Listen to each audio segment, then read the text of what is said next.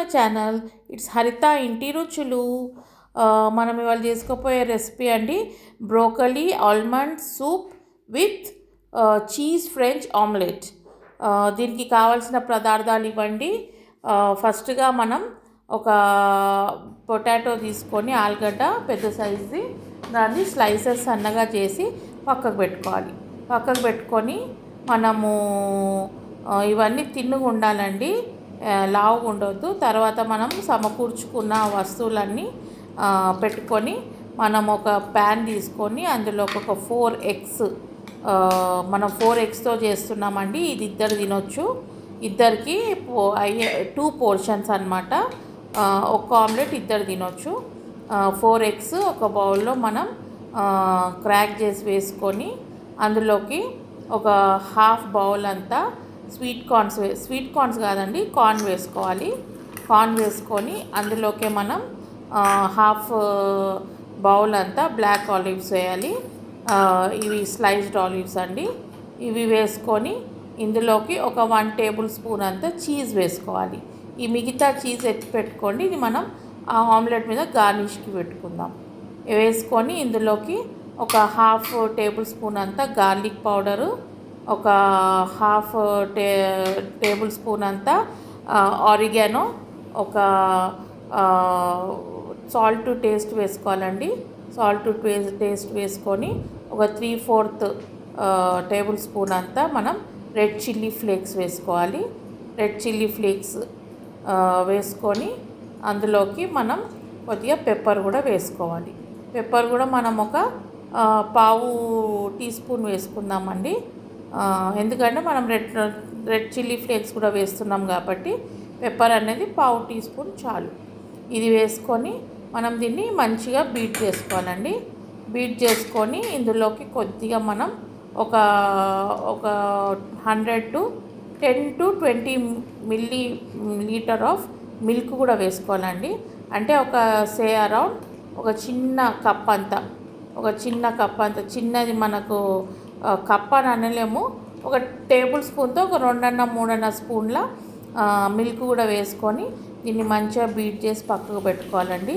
ఇది మీరు బ్రేక్ఫాస్ట్ లాగా కూడా తినొచ్చు, లేదంటే హై ప్రోటీన్ డిన్నర్ లాగా కూడా చేయొచ్చండి. ఇది విత్ సూప్ తాగితే మీకు సఫిషియంట్ అవుతుంది, స్టమక్ అనేది ఫుల్ అవుతుంది. తర్వాత ఒక ప్యాన్లో మనం ఆయిల్ తీసుకోవాలండి. కొద్దిగా నేను చూసారా చాలా తక్కువ వేసాను, మీకు కావాలంటే బటర్ కూడా వేసుకోవచ్చండి. నేను ఇది తినేది నైట్ డిన్నర్కి చేసుకున్నా కాబట్టి నాకు హెవీగా వద్దని లైట్గా ఆయిలే వేసా. లేదంటే మీరు బటర్ అన్న వేసుకోవచ్చు, లేదంటే మీరు ఆలివ్ ఆయిల్ అన్న వేసుకోవచ్చు. కానీ నేను పొటాటో స్లైసెస్ అన్నీ ఆయిల్లోనే అట్లా అన్ని లేయర్ బై లేయర్ అంతా కవర్ చేసేసి బాటము దీన్ని మనం కొద్దిగా మీడియం టు సిమ్ ఫ్లేమ్లో పెట్టేసి దీన్ని మనం కొద్దిగా లైట్గా క్రిస్పీ అయ్యేదాకా ఈ పొటాటో స్లైసెస్కి మనం కొద్దిగా కుక్ చేసుకోవాలండి.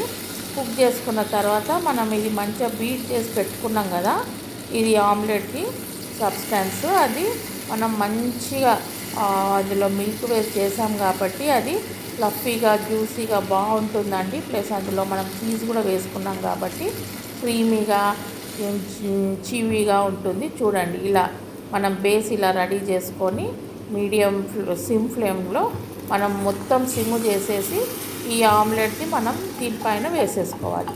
వేసేసుకొని దీన్ని పైన మనము ఉన్నది కదండి చీజ్, అది వేసుకోవాలి. అది నేను చూపించడం మర్చిపోయా.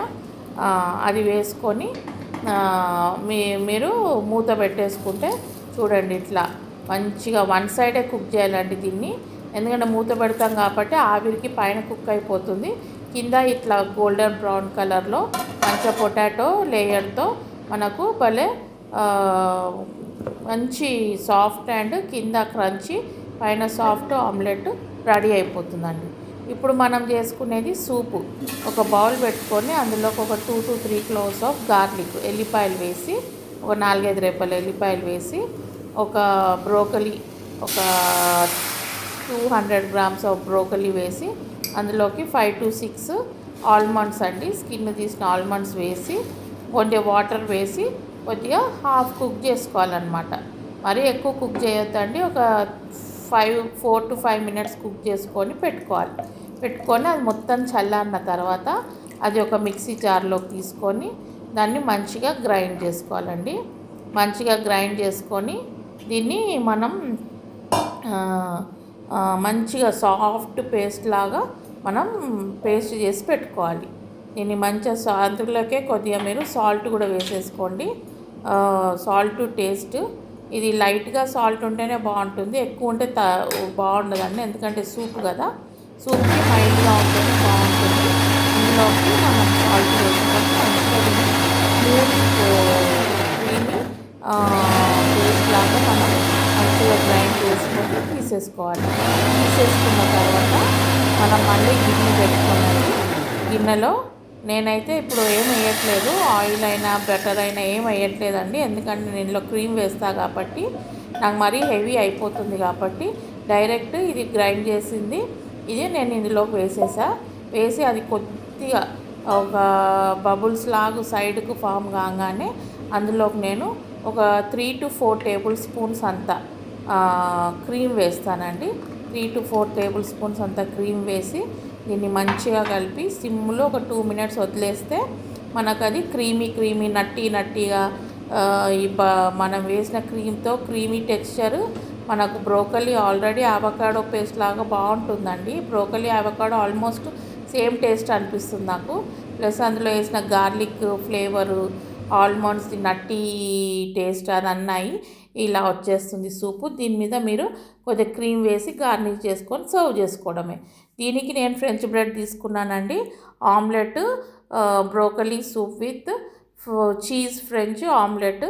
ఇప్పుడు దీని మీద కొద్దిగా పెప్పర్ వేసుకొని టేస్ట్ చేసి చూద్దాం. తప్పక చేసుకోండి, ఇది చాలా బాగుంటుంది. అండ్ ఇది హై రిచ్ ప్రోటీన్ డిన్నర్ అనమాట.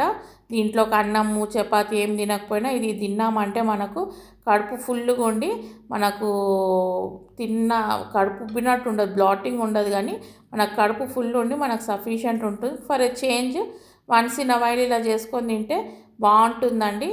సో మీరు అందరు ట్రై చేసి నాకు పెట్టండి. Like, share and subscribe.